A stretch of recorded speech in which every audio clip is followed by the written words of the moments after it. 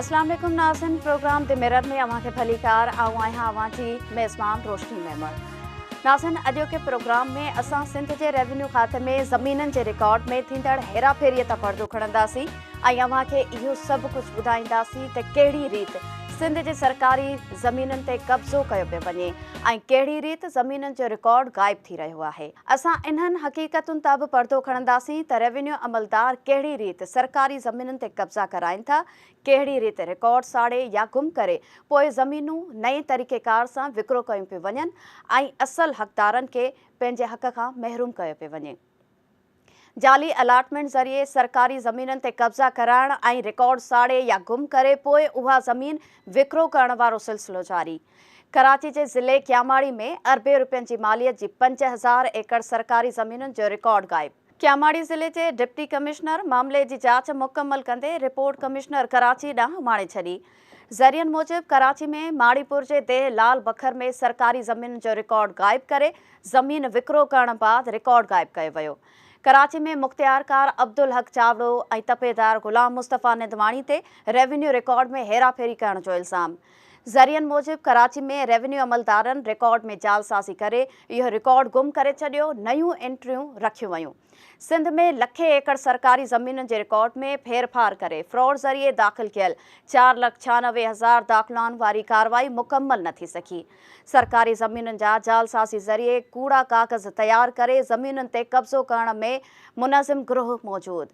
ज़रियनि मूजिबि रेवेन्यू अमलदारनि खे ॻरी रिश्वत ॾेई कूड़ा कागज़ तयारु कराया वञनि था, जंहिं बाद रिकॉर्ड साड़ण या चोरी करायो वञे थो।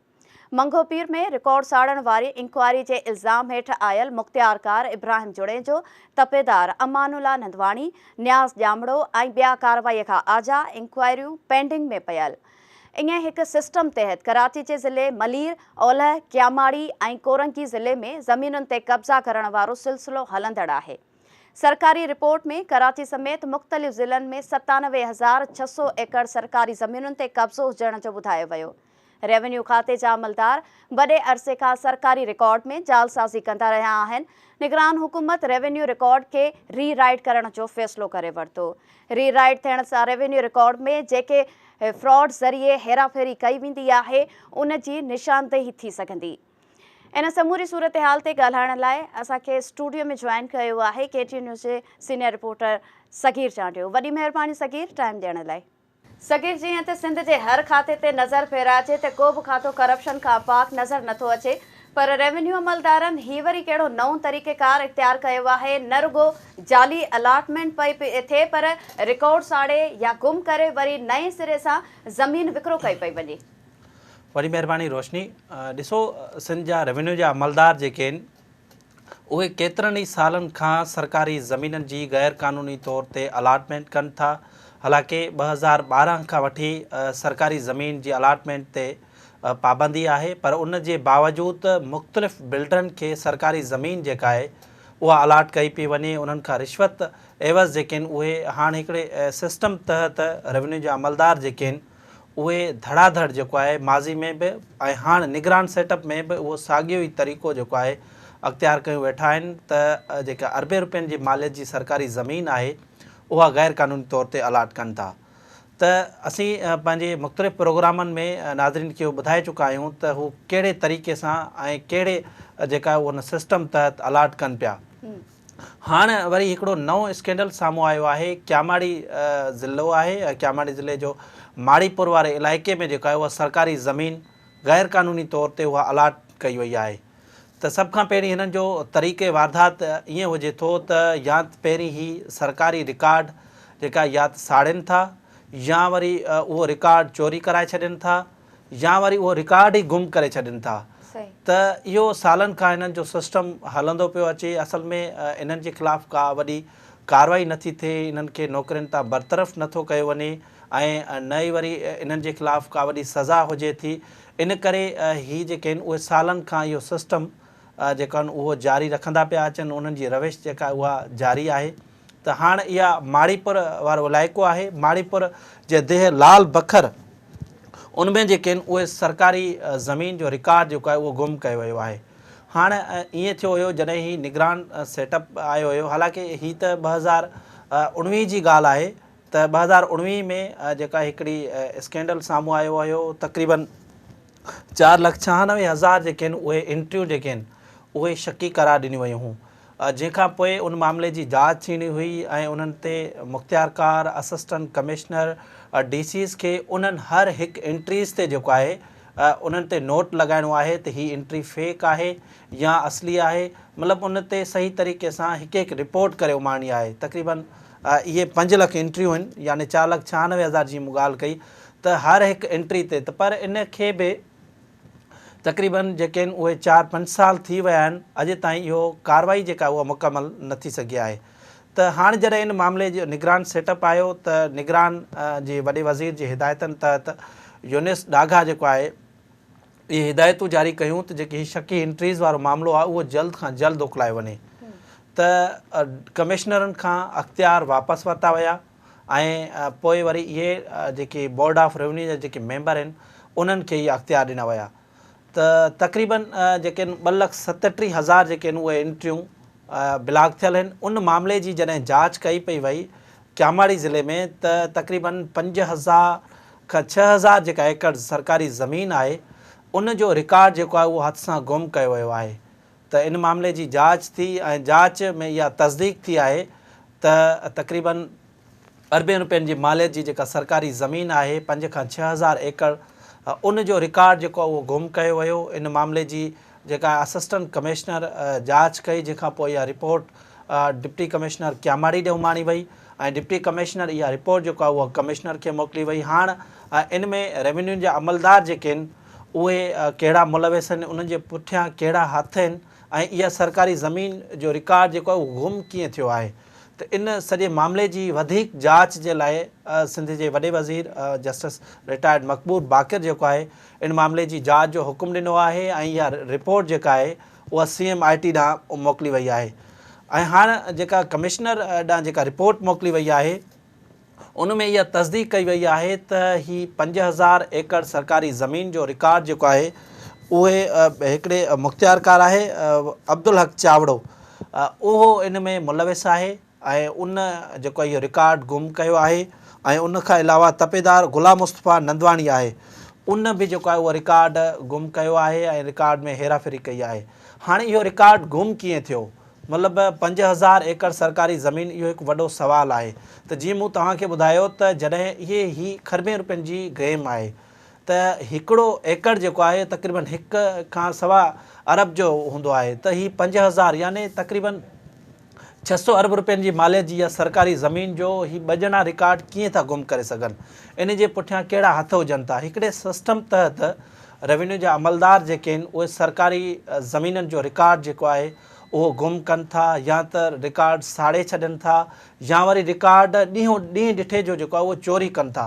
इहे मिसाल जेके आहिनि उहे मौजूदु आहिनि, सरकारी रिपोर्ट्स में बि उन्हनि जी तस्दीक थी चुकी आहे, पर माज़ी में उन्हनि जे ख़िलाफ़ु का कार्रवाई नथी थिए। इन करे ही स्कैंडल्स जेके आहिनि स्कैंडल मथां स्कैंडल्स ज़ाहिर थियनि पिया। हाणे इहो नओं स्कैंडल आयो आहे, पाण गुज़िरियल हफ़्ते बि जेको आहे उहो तिमिर जा ॿेलनि जी हिननि सरकारी ज़मीन जेका उहा खपाए छॾी हुई, कंहिंखे बि बख़्श न पिया कनि, माहौल दुश्मनी जो सबूत ॾियनि पिया ऐं न सुप्रीम कोर्ट जे हुकमनि जी जेका उहा पैरवी कनि था ऐं मुसलसल जेका आहिनि अदालती हुकमनि जी भञकड़ी कंदे ऐं गैर क़ानूनी तौर ते जेको आहे उहो ही जालसाज़ी कनि पिया रिकॉर्ड में ऐं गैर क़ानूनी तौर ते वरी अलाटमेंट बि करे रहिया आहिनि। जी अच्छा सगीर, मजमूई तौर ते केतिरी सरकारी ज़मीन जो रिकॉर्ड गायब थी चुको आहे ऐं केतिरी ज़मीन जालसाज़ी करे विकिरो कई वई आहे?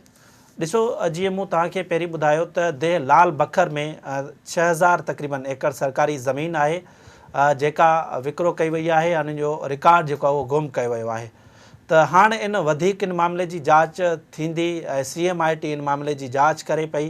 जेका डिप्टी कमिश्नर रिपोर्ट मोकिली आहे क्यामाड़ी ज़िले जे, त उन में सिर्फ़ु 2 ॼणनि खे मुलविस करार ॾिनो वियो आहे, जीअं अब्दुल हक चावड़ो ऐं मुस्तफ़ा नंदवाणी जेको आहे। सिर्फ़ु इहे 2 माण्हू इन में इन्वॉल्व नथा थी सघनि। हिकिड़ी वॾी गेम आहे, अगरि 1 अरब रुपयनि जी मालियत सां फ़ी एकड़ जो हिसाबु लॻायूं त बि 600 अरब रुपयनि जी ज़मीन थिए थी। त 600 अरब रुपयनि जी गेम में सिर्फ़ु इहे 2 नंढा मुलाज़िम जेके आहिनि इन्वॉल्व नथा थी सघनि।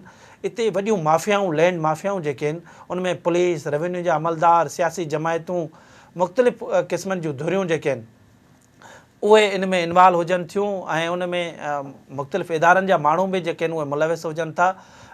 उन हिकु सिस्टम तहत ही ज़मीन जेका आहे उन ज़मीन जे रिकॉर्ड में जालसाज़ी करे जेको आहे रेवेन्यू अमलदारनि खे रिश्वत ॾेई करे पोइ इहो रिकॉर्ड गुम कयो वञे थो ऐं रिकॉर्ड साड़ियो वञे थो, रिकॉर्ड चोरी कयो वञे थो ऐं पोइ इन सिस्टम तहत इहा ज़मीन जेका आहे उहा विकिरो कई वञे थी। जी अच्छा सकीर, कराची जे इलाइक़े मंगोपीर में ज़मीननि जो रिकॉर्ड साड़ण जो स्कैंडल साम्हूं आयो हो, जंहिंमें मुख़्तियारकार ऐं ॿियनि अमलदारनि जे मुलविस हुजण जी निशानदही थी हुई। उहा जांच किथे पहुती? छा ॼाणायल अमलदारनि ख़िलाफ़ का कार्रवाई थी सघी आहे? ॾिसो, 2021 जो ही वाक़ियो आहे। 2021 में मुख़्तियारकार मंगोपीर जी ऑफिस में बाहि लॻी हुई। उन जी जेका आहे मामले जी जांच थी। उन बाहि वारे वाक़े में जेको आहे और तक़रीबन 10,000 एंट्रियूं जेके आहिनि उहे साड़ी वयूं हुयूं। हाणे मां जीअं तव्हांखे ॿुधायो त ही पहिरीं मतिलबु हिननि खे वॾी गेम करणी हुजे थी ऐं उन खां पोइ ही रिकॉर्ड साड़नि था ऐं वरी पोइ नयूं एंट्रियूं रखनि था ऐं मुख़्तलिफ़ माण्हुनि खां पैसा वठी पोइ उन्हनि जे नालनि ते नयूं एंट्रियूं रखनि था ऐं पहिरियों जेको असली रिकॉर्ड आहे उहो रिकॉर्ड सरकारी ज़मीन जो साड़े छॾनि था। त इहो 2021 में इहो वाक़ियो थियो हुयो ऐं मुख़्तियारकार मंगोपीर जी ऑफिस में इन मामले जी जेको आहे उहो रफ़ीक अहमद बुरड़ो ग्रेड 21 जो हिन वक़्तु ऑफिसर आहे, CMIT जो हिन वक़्तु चेयरमैन बि आहे ऐं CMIT वटि हिन वक़्तु बि उहा इंक्वायरी जेका आहे उहा हली रही आहे। त हाणे उन 2021 हाणे पाण 2023 बि ख़तमु थियणु वञी रहियो आहे, पर उन्हनि कामोरनि जे ख़िलाफ़ कंहिं बि क़िस्म जी का कार्रवाई न थी ऐं खुलियल छूट ॾिनी वई ऐं तस्दीक थी इहा बाहि लॻी न हुई, बाहि लॻाई वई हुई। ऐं उन में जीअं मां तव्हांखे ॿुधायां त उन में जेके आहिनि जेके उन जांच रिपोर्ट में असिस्टेंट कमिश्नर आहे मुश्ताक जतोई, उहो उन में मुलविस करार ॾिनो वियो हो ऐं अॻूणा ॿिया जेके मुख़्तियारकार आहिनि हमूद रहमान काज़ी आहे, काज़ी हमूद ऐं इब्राहिम जुनेजो, उहो इन में मुलविस हुया ऐं उन्हनि जे ख़िलाफ़ु जेको आहे शुराइती ॾींहंनि में त कार्रवाई थी ऐं उन्हनि खे सस्पेंड कयो वियो। पोइ वरी उहे सिस्टम जा जेके माण्हू उन्हनि खे साॻियनि ई उन्हनि उहिदनि ते मुक़ररु करायूं ऐं पोइ वरी जिन जिन जो जिते रिकॉर्ड साड़ियो वियो पोइ वरी उते मुख़्तलिफ़ माण्हुनि जूं नयूं एंट्रियूं रखियूं वयूं, उन्हनि खां पैसा वठी करे पोइ नयूं एंट्रियूं रखियूं वयूं ऐं उहो बि अरबे रुपयनि जी गेम कई वई। त उहा हाणे ताज़ो पाण उन ते प्रोग्राम बि करे चुका आहियूं। त उहा हाणे CMIT इन मामले जी बि जांच मुकमल कई आहे ऐं तस्दीक थी त इन्हनि रिकॉर्ड जेको आहे उहो साड़ियो ऐं रिकॉर्ड साड़ण खां पोइ उहो मुख़्तलिफ़ एंट्रियूं हुननि बिल्डरनि जूं रखियूं ऐं रिश्वत वठी करे उहे एंट्रियूं रखी करे उन्हनि खे ज़मीन अलाट कई वई। त इहा वॾे अरसे खां जेका आहे उहा गेम हलंदड़ आहे ऐं उन्हनि जे ख़िलाफ़ का कार्रवाई न पई थिए। अॼु बि इहे मुख़्तियारकार जेके आहिनि उहे सीटनि ते मौजूदु आहिनि, अॼु बि उहे असिस्टेंट कमिश्नर उहे सीटनि ते मौजूदु आहिनि, उन्हनि जे ख़िलाफ़ का कार्रवाई जेका आहे उहा न पई थिए। त उहे असिस्टेंट कमिश्नर जीअं मुश्ताक जतोई जो तव्हांखे नालो ॿुधायो उहो बि मेन पोस्ट ते मौजूदु हुयो। पहिरीं उनखे हटायो वियो, बाद में वरी हिकु वज़ीर जे जेको आहे हुकमनि ते वरी ॿीहर साॻे तालके में उनखे मुक़ररु कयो वियो। हालांकि जांच रिपोर्ट में इहे सिफ़ारिशूं कयूं वयूं हुयूं त इन खे साॻियनि इन ज़िले में ई मुक़ररु न कयो वञे, तालको त छा पर उन ज़िले में ई मुक़ररु न कयो वञे, पर उन्हनि सिस्टम जे माण्हुनि जेको आहे उन्हनि साॻियनि ई तालकनि में उन्हनि खे मुक़ररु कयो, छाकाणि उन्हनि खे इहा हिकिड़ी गेम करणी हुई। पहिरीं उन्हनि जो रिकॉर्ड साड़े पोइ उन्हनि मुख़्तलिफ़ माण्हुनि जे नालनि ते नयूं एंट्रियूं रखणियूं हुयूं ऐं ईअं ई पोइ बाद में गेम थी ऐं इन मामले जी हाणे CMIT तस्दीक कई आहे, पर CMIT जी जांच मुकमल थियण जे बावजूदि अॼु बि उन्हनि कामोरनि जे ख़िलाफ़ का कार्रवाई न थी सघी आहे। जी सही। अच्छा सकीर, समूरी सिंध में सरकारी ज़मीन ते केतिरो कब्ज़ो थियल आहे ऐं उन कब्ज़े जे ख़ात्मे लाइ कहिड़ा क़दम खयां पिया वञनि? ॾिसो, इन कब्ज़ा बि जेके आहिनि उहे हिकिड़े सिस्टम तहत थियनि था न, त उन में बि रेवेन्यू अमलदार जेके आहिनि उहे मुलविस आहिनि। त सरकारी ज़मीन जे रिकॉर्ड में हेराफेरी करे ऐं जाली अलाटमेंट जे ज़रिए पोइ इहे कब्ज़ा जेके आहिनि उहे कराया वञनि था। त त मां तव्हांखे सुप्रीम कोर्ट में ताज़ो जेको आहे उहा रिपोर्ट जमा कराई वई हुई। उन रिपोर्ट में इहो चयो वियो हो तक़रीबन 97,602 एकड़ सरकारी ज़मीन ते कब्ज़ो मौजूदु आहे। इहा रेवेन्यू खाते जी रिपोर्ट हुई। उते जेको आहे हाणे क्यामाड़ी ज़िले में जेको आहे उहो 2,088 एकड़ सरकारी ज़मीन ते कब्ज़ो आहे ऐं मलेर ज़िले में 2,595 एकड़, ओभर ज़िले में जेको आहे उहो 1,300 आहे, कोरंगी ज़िले में 114 एकड़ ऐं सभ खां वधीक जेको कब्ज़ो आहे कराची में उहो ओलह ज़िले में आहे। ओलह ज़िले में जेको मां तव्हांखे ॿुधायो त जीअं मंगो पीर वारे इलाइक़े में जालसाज़ी तमामु घणी थिए थी, त उते जेके आहिनि 4896 एकड़, ही सरकारी रिपोर्ट जी, अञा त ही त इन्हनि जी दावा आहे, हूअं त हज़ारें एकड़ सरकारी ज़मीन ते कब्ज़े जेका आहिनि उहो कब्ज़े हेठि आहे। मलीर ऐं ओलह ज़िले में तमामु वॾी तादाद में जेको आहे हज़ारनि जी तादाद में उते कब्ज़ो मौजूदु आहे। हाणे पाण अचूं था हैदराबाद में, त हैदराबाद में बि जेका उहा साॻी सूरत हाल आहे। हैदराबाद जेका उहो उनमें 2326 एकड़, मटियारी में वरी सभ खां वधीक आहे, 28,000 एकड़ सरकारी ज़मीन ते जेको आहे उहो कब्ज़ो ॿुधायो वियो आहे। बदीन में 399 एकड़ आहे ऐं टंडो अलायार में 0 ॿुधायो वियो। हालांकि जामशोर में वरी 27,792 एकड़ सरकारी ज़मीन ते जेको आहे उहो कब्ज़ो आहे। दादू में 7,966 एकड़ सरकारी ज़मीन ते कब्ज़ो आहे। ईअं ई सॼी सिंध में जेके आहिनि उहे सरकारी ज़मीननि ते कब्ज़ा आहिनि। शहीद बेनज़ीराबाद में डिवीज़न में जेको आहे उहो 3500 एकड़ सरकारी ज़मीन ते कब्ज़ो आहे। लाड़काना डिवीज़न में 6,209 एकड़ ज़मीन ते कब्ज़ो आहे। मीरपुर ख़ासि में जेको आहे उहो 600 एकड़ सरकारी ज़मीन ते कब्ज़ो आहे। हीअ जेका रिपोर्ट आहे उहा सुप्रीम कोर्ट में जमा कराई वई हुई। हालांकि सुप्रीम कोर्ट जूं सख़्ती सां इहे हिदायतूं आहिनि, हुकुम आहिनि त इहे कब्ज़ा जेके आहिनि उहे ख़तमु कराया वञनि, पर रेवेन्यू जा अमलदार जेके आहिनि उहे कब्ज़े ख़तमु कराइण जो सोचे ई न पिया ऐं उन जे लाइ कंहिं क़िस्म जो को क़दम ई न पिया खणनि ऐं ईअं ई कनि था त उन्हनि खे जाली अलाटमेंट जेका उहा ॾिनी वञे थी ऐं रेवेन्यू जे रिकॉर्ड में उन्हनि जी नाले ते एंट्री रखी वञे थी, पोइ उहा सरकारी ज़मीन ते कब्ज़ो करे छॾनि था। पोइ वरी उहा अदालत में मैटर हलिया वञनि था ऐं सालनि खां इहो केस जेके आहिनि उहे हलंदड़ आहिनि हिन वक़्तु बि। त इहे जेके आहिनि उहे कब्ज़नि में मुख़्तलिफ़ उनमें माण्हू मुलविस हुजनि था।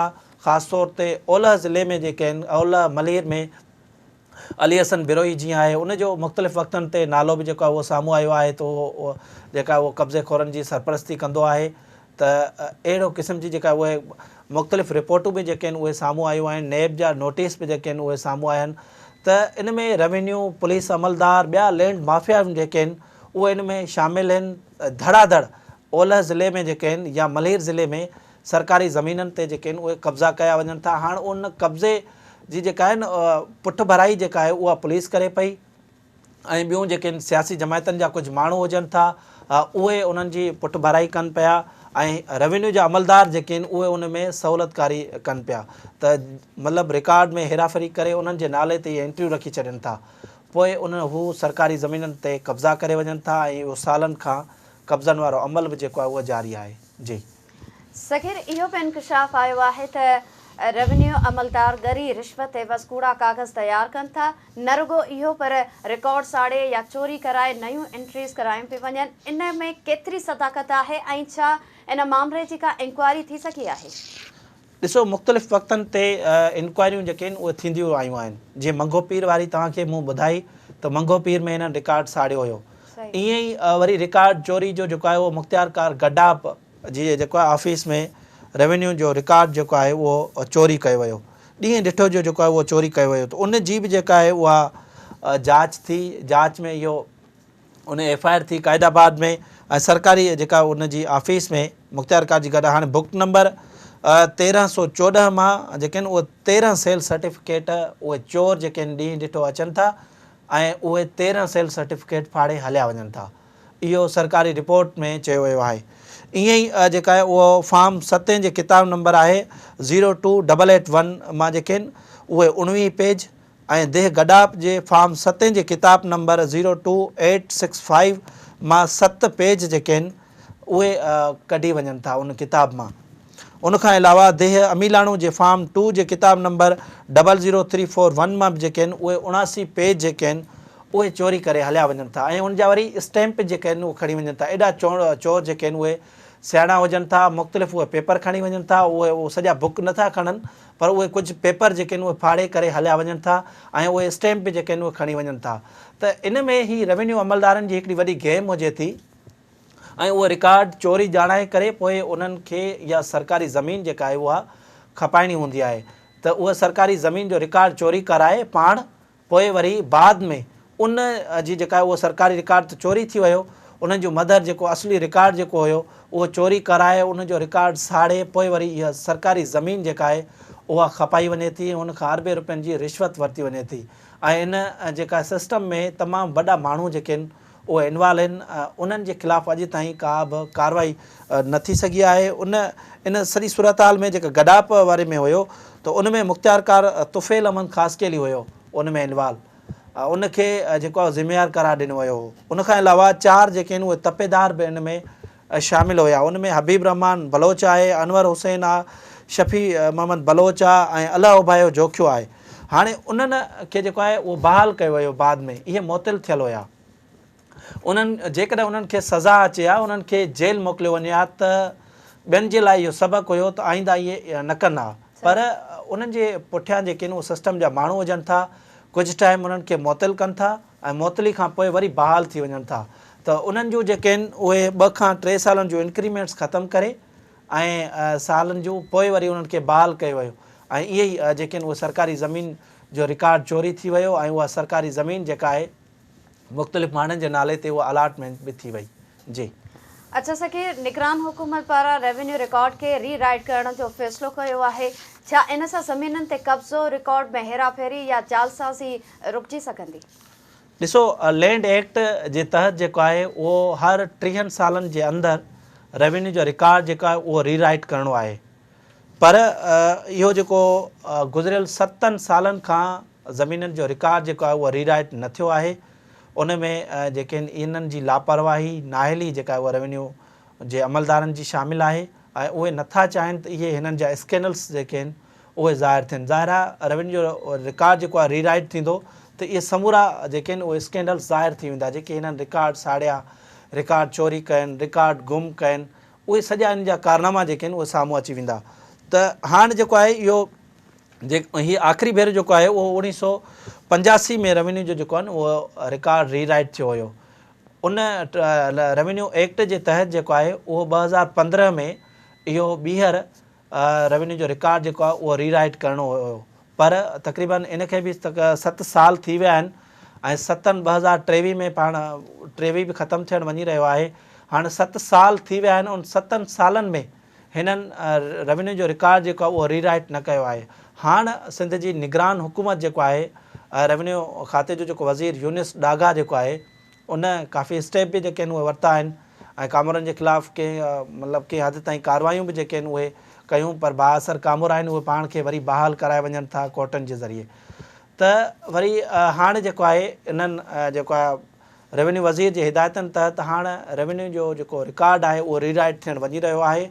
ऐं कुझु ई मुंहिंजी इन सां ॻाल्हि ॿोल थी आहे रेवेन्यू अमलदारनि सां, त उन्हनि इहो ॿुधायो त 2-3 ॾींहंनि में यानी ईंदड़ हफ़्ते हिकिड़ो अहम इजलास थींदो। उन इजलास में इहो फ़ैसिलो कयो वियो आहे थींदो त जेको रेवेन्यू जो रिकॉर्ड आहे उहो रीराइट थींदो।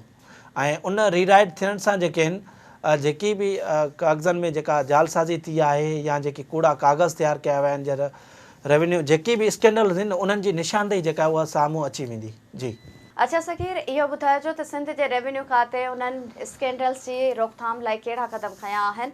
विच में इहे बि ॻाल्हियूं साम्हूं आयूं त ज़मीनुनि जो रिकॉर्ड डिजिटलाइज़ थींदो, उन्हनि में का अॻभराई थी आहे? ॾिसो, इन सिलसिले में जेको आहे रेवेन्यू वारो वज़ीर ख़ासि तौर ते उन जूं इहे ई कोशिशूं आहिनि त सभ खां वधीक जेको आहे उहो डिजिटलाइज़ वारे पासे वञिजे, त जीअं मैन्युअल वारे सिस्टम मां निकिरिजे ऐं जेके स्कैंडल साम्हूं अचनि पिया या हर सब रजिस्ट्रार जी ऑफिस में जेकी रिश्वत वारी बाज़ार जेका आहे उहा गरम लॻी पई आहे, इहो हाणे अमल ख़तमु थियणु घुरिजे। त हाणे जेका आहे उहो ई रजिस्ट्रेशन वारे पासे वञनि पिया ऐं ई रजिस्ट्रेशन वारो सिस्टम जेको आहे कुझु ई ॾींहंनि में मुतारिफ़ थी वेंदो ऐं उनजो इफ़्तिताह जेको आहे उहो रेवेन्यू वज़ीर कंदो। ऐं ॿियूं बि जेके आहिनि उहे हिकिड़ी ऐप जेका आहिनि उहा हुननि आंदी आहे। उन ऐप जे ज़रिए हर माण्हू जेको आहे, हर खातेदार जेको आहे उहो पंहिंजो मसइलो ॿुधाईंदो ऐं उन मसइले त जेके बि उनखे डॉक्यूमेंट्स घुर्बल हूंदा उते ई उनखे जेका आहे जवाबु अची वेंदो ऐं उनखे वरी इहो जेको डॉक्यूमेंट्स जेको बि घुर्बल हूंदो, सेल सर्टिफिकेट हुजे या बेफाम जेके बि उनखे ज़मीननि जा डॉक्यूमेंट्स आहिनि उहे उनखे घर वेठे मिली वेंदा। पर इहो सिस्टम जेको आहे हली सघंदो या न, इहो सवाल जेको आहे पंहिंजे हिसाब सां मौजूदु आहे, छाकाणि जो हर खातेदार वटि उहा फ़ोन मौजूदु कोन्हे ऐं हर उन इलाइक़नि में नेट जी सर्विस जेका आहे उहा मौजूदु न आहे। त अहिड़नि सिस्टम खे जेको आहे उहो इहे रेवेन्यू जा अमलदार जेकी ख़ुदा कमु कनि पिया, जेकी खरबे अरबे रुपयनि जी गेम कनि पिया, छा इहे इनखे कामयाबु करणु ॾींदा? इहो पंहिंजी जाइ ते सुवाल जेको उहो मौजूदु आहे, छाकाणि जो निगरान सेटअप जेको आहे उनखे 1 खां 2 महीना जेके आहिनि उहे बचिया आहिनि ऐं उन खां पोइ इहे हलिया वेंदा। इहो जेको डिजिटलाइज़ वारो सिस्टम कामयाबु थींदो या न उहो वक़्तु ई ॿुधाईंदो। पर इन सिलसिले में जेको आहे उहो रेवेन्यू जो वज़ीर हुजे या रेवेन्यू जो सेक्रेटरी डॉक्टर MB धारेजो हुजे, उन तरफ़ जेके आहिनि उहे वञनि पिया ऐं त सभ खां वधीक जेको उहो ज़मीननि जो रिकॉर्ड जेको उहो कंप्यूटराइज़ कजे ऐं इन करप्शन जो ख़ात्मो आणिजे ऐं जेके बि स्कैंडल्स थियनि पिया हाणे इन्हनि स्कैंडल जो ख़ात्मो आणिजे। जी अच्छा सगीर, आख़िर में इहो ॿुधाइजो त ज़मीन जे अलॉटमेंट ऐं रिकॉर्ड गुम करण वारे मामले ते अव्हां जे रेवेन्यू खाते जे कंहिं आला अमलदार सां ॻाल्हि ॿोल थी सघी आहे? उन्हनि जो छा चवणु आहे? ॾिसो, रेवेन्यू जे अमलदारनि सां मूं ॻाल्हि ॿोल कई आहे।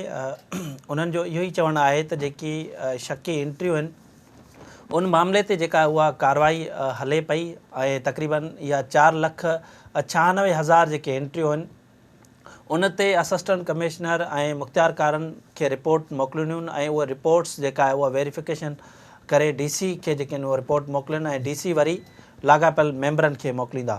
त इहो तमामु वॾो डिघो प्रोसेस आहे। त हाणे जेको आहे उन्हनि जो इहो चवणु आहे त जेके इन में मुलविस आहिनि उन्हनि अमलदारनि जे ख़िलाफ़ु कार्रवाई कई वेंदी।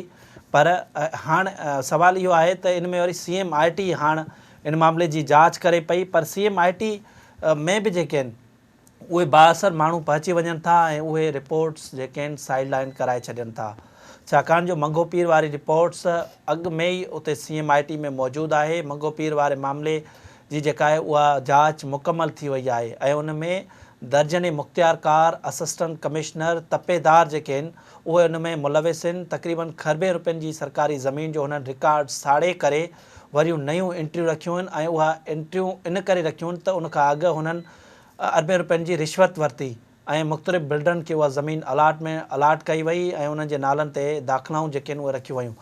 त उहे बाअसर माण्हू जेके आहिनि उहे CMIT ताईं पहुची वञनि था ऐं उहे रिपोर्ट्स जेके आहिनि जीअं अॻु ई साइड लाइन थींदियूं आयूं आहिनि उहे हाणे CMIT में बि जेको उहो साॻियो ई अशर हले पियो त मंगो पीर वारी जेका इंक्वायरी हुई उहा साइड लाइन थी वई आहे।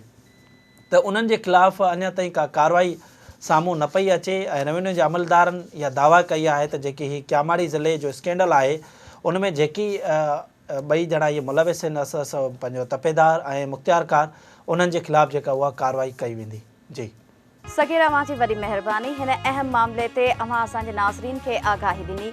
ईंदड़ प्रोग्राम में कंहिं नए मौज़ू सां गॾु ॿीहर हाज़िर थींदासीं। तेसीं ताईं पंहिंजी मेज़बान रोशनी मेमण खे ॾींदा इजाज़त। अल्लाह वाहिद।